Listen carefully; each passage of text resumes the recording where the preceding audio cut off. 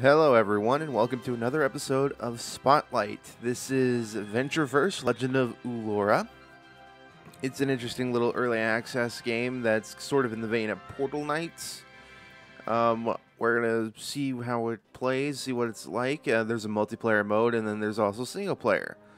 You got profile select, new profile, which I'm just going to be a little bit generic and just put Neo Tanner. I do apologize if I sound a little bit off or if I sound a little bit tired, because I kind of am when I'm recording this, but we will press on. Just make it a female. Just name it Neo Tanner and then just name it female. It's like Neo, because Neo could be a girl name. Look at Ruby with Neapolitan. At least you can customize your character a little bit. I don't want to be old. Gonna get a scar. Eye color gonna be blue, and then finish. Mars Drail Shrine features a keyboard of the Eclipsean alphabet. Would you like to play the tutorial? Yes. The travel menu. This is the travel menu. Here you can freely travel between Ulora's cities and dungeons. Click the travel button. And now we're going to go with the Tomb of Tutorial. The buttons on the left-handed side show places you can travel to, sorted by distance. Dungeons appear with a red border, while cities have a black border. Select the Tomb of Tutorial, which I've already done, and then hit travel. And your traveling isn't like instant. Like, in-game time passes, which I enjoy. That's actually a neat little concept to it. And now we're going to be going into here for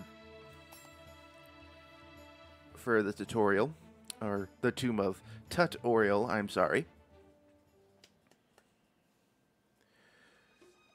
Then you can move with WASD.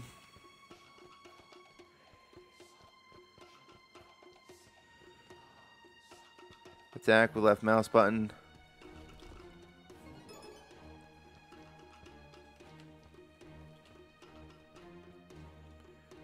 And then you can shield with the middle mouse button.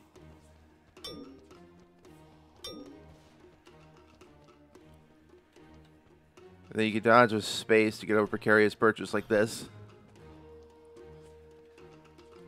You can interact with E, as most games.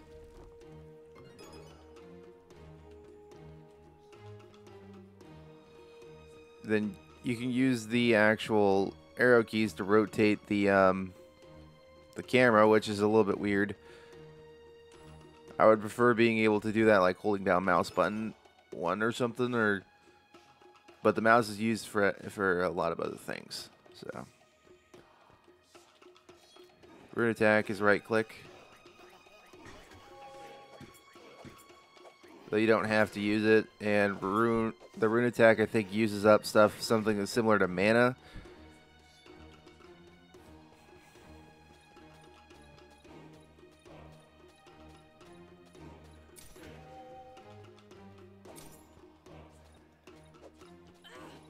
Ow. Well, you're gone now. Okay, it is mana.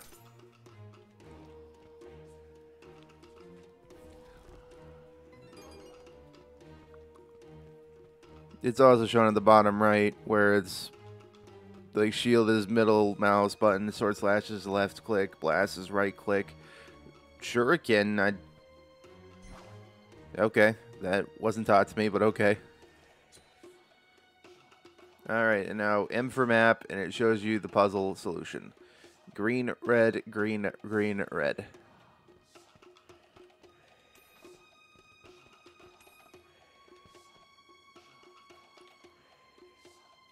Green, red, red. Yeah. There we are.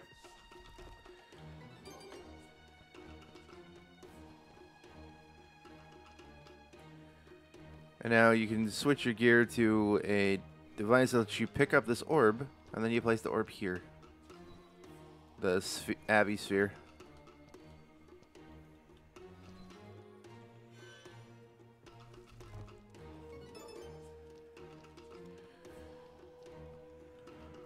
Now I can pick up the hook shot. Well, yeah, these are grapple mesh, so you can't just dodge over big gaps like this. You would end up having to use these grapple meshes to do that. And this you can throw, I believe. Oh.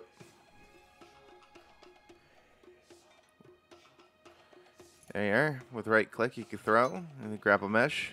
Then you switch back to that gear.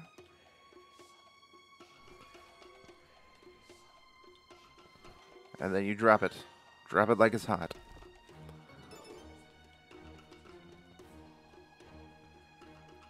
Valor medals. That's nice.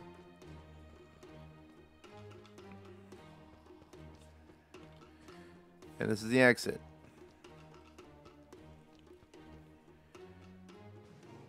Dungeon complete.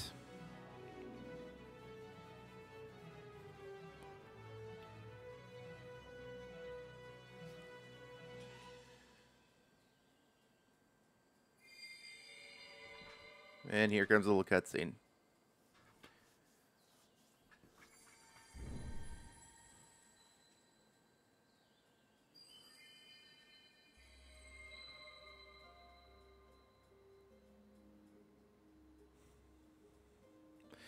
Hear my voice, mortal. I am Drael, the goddess of this realm, Draelis. The stone you possess is a gift from me. Its power is enormous and will certainly aid you in your adventures. This gift, known as the Portal Stone, allows its user to travel beyond this world. You may enter realms forged by other deities within the VentureVerse. But with this gift, I present a request. My power is waning, and without the aid of adventurers, I fear my realm may be lost. But with my gift, you are capable of restoring my power. My task for you is to explore the land of Ulora and beyond. Your portal stone will absorb ambient portal shards which contain my stolen strength. Bring me these shards and I will reward you with worldly goods. I will speak to you again when my power is restored.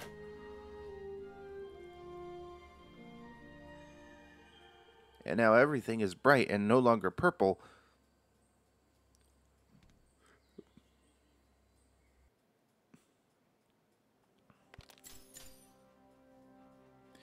Your gear durability, your swords, staves, and body armor all have durability levels which will gradually degrade as you use them. The result of this damage can be seen in the damage report at the end of a level. If a piece of gear reaches 0 HP, it becomes damaged, and while still usable, it has its effectiveness vastly reduced. You can have gear repaired in cities, but it's recommended to keep track of your gear and only use those that are not damaged.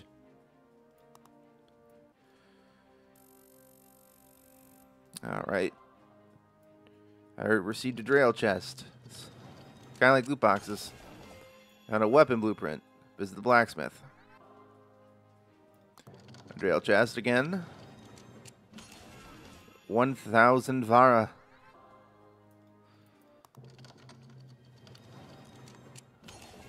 Found an armor blueprint. Yeah, found level, first time bonus 1,500, completion bonus 500. You got about total of 4,000 Vara, which is the currency of this game. Save your progress, yes. Now, cities, every time you complete a level, you will earn Vara, the currency of Ulora, and portal shards. You can spend Vara in one of Ulora's cities. Use the travel menu to travel to the nearby city of Opalgate. Alright. Even though, wasn't I closer to Aaronport? Events may pop up on the route to your destination. These may be combat sequences or the much rarer choice events. Events are automatically triggered once you cross them on your route. By consuming a monster repellent, you can automatically avoid all combat events. So essentially, Pokemon and Repel. Travel. It's an event. Combat events. Combat events plunge you into dangerous situations against multiple enemies. You can avoid the event by completing the flee minigame. In this game, rows and columns on the board will become hostile. Use the indicators to work out which spaces are safe and move your white circle towards them. Aha. Each city has a unique set of facilities, including blacksmith for purchasing swords, armor, and headgear, arcane studies for purchasing staves and runes, inns for restoring health, getting buffs, and passing time, dye shops to buy new armor palettes, training grounds for spending valor medals, found in dungeons on permanent upgrades, item shops for purchasing consumable items which can be used in dungeons. You can see which facilities the city has by clicking the city in the travel menu. Enter Opalgate to take a look at its facilities, and then click Return to continue. Hello, city. I'm a little bit disappointed that you don't go into a 3D environment for the city, but I understand that the team may be small in this game, and this may be the best thing that they could have done in order to get the game out to early access. That may change in the future. That's what it is currently in the video. That's what's currently right now. But it may change in the future. I've seen early access games go through drastic changes like that because they get the funding or they get enough time to actually work on it. But you got the inn, the item shop, arcane study, and dye shop, and then something that's not available yet. You rest here to restore your health, which you can do the deluxe room or normal room. Go ahead and do that. Rest.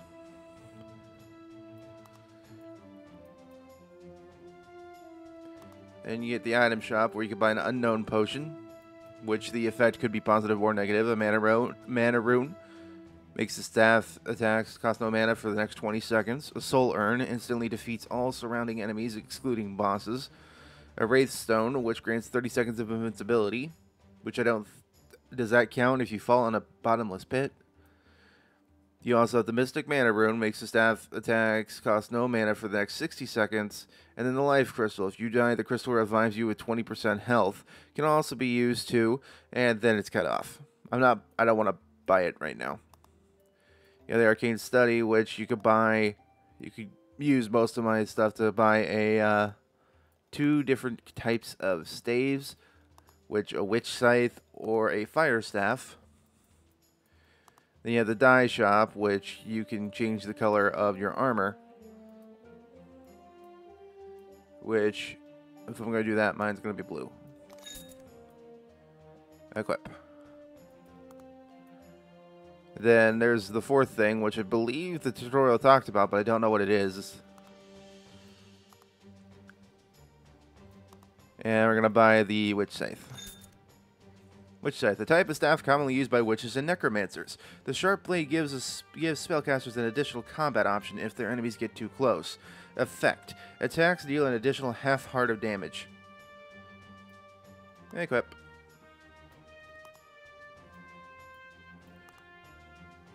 Other menus. The travel menu also grants you access to 2 important menus, which can be opened using the buttons in the bottom left and bottom right of the screen. The Equip menu, to change your current armor loadout, swapping out your sword, staves, armor, headgear, and armor palettes. In the VentureVerse menu, use the Enter the VentureVerse button to use Drael's Portal Stone and access other realms, which means that these are levels that other players can create. So there is an element where you can create your own dungeons, which is pretty cool.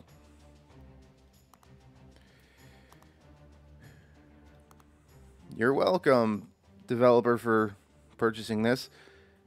So, this was VentureVerse. It's actually a very cool concept. The art style is a little bit left to be desired. It's not my favorite kind of art style, but it gets the job done. It makes itself unique, and I enjoy the little mechanics of each and every thing that's gone on so far. Just in the tutorial, I had pretty good fun with it. So, if you guys want to check it out, it is on Steam. It's an early access game. I understand that some people are weary of that, but this seems like a pretty solid game for an early access game. I've played games that have felt like early access. This game feels actually pretty completed. Maybe with some tweaks here and there that will eventually come out, but it feels like a completed game. So, Once again, it will be in the description below if you guys want to check it out. And I will see you guys in the next video. Bye-bye.